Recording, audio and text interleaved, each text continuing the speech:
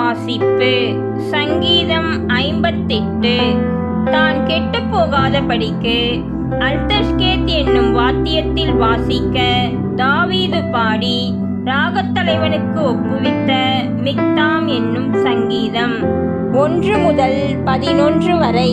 மௌனமாயிருக்கிறவர்களே, நீங்கள் மெய்யாய் நீதியை பேசுவீர்களோ? மனுபுத்திரரே, நியாயமாய் தீர்ப்பு செய்வீர்களோ? மனதார நியாயக்கேடு செய்கிறீர்கள். பூமியிலே உங்கள் கைகளின் கொடுமையை நிறுத்து கொடுக்கிறீர்கள்.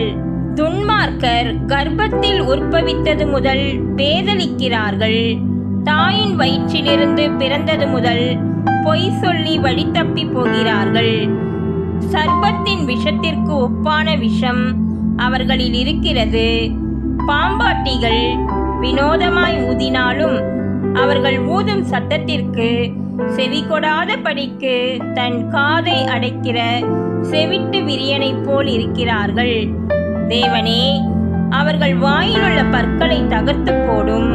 கர்த்தாவே, பாலசிங்கங்களின் கடைவாய் பற்களை நொறுக்கி போடும். கடந்தோடுகிற தண்ணீரைப் போல் அவர்கள் கழிந்து போகட்டும்.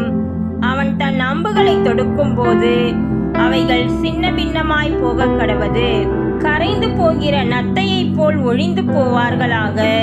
ஸ்திரீயின் முதிரா பிண்டத்தைப் போல் சூரியனை காணாதிருப்பார்களாக. முள் நெருப்பினால் உங்கள் பானைகளில் சூடேறும் முன்னே பச்சையானதையும் எரிந்து போனதையும் அவர் சுழல் காற்றினால் அடித்து கொண்டு போவார். பழி வாங்குதலை நீதிமான் காணும்போது மகிழுவான். அவன் தன் பாதங்களை துன்மார்க்கனுடைய இரத்தத்திலே கழுவுவான்.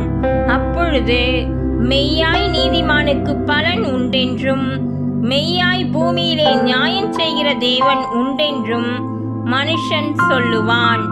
கர்த்தர் தாமே நம்மை ஆசீர்வதிப்பாராக. ஆமேன்.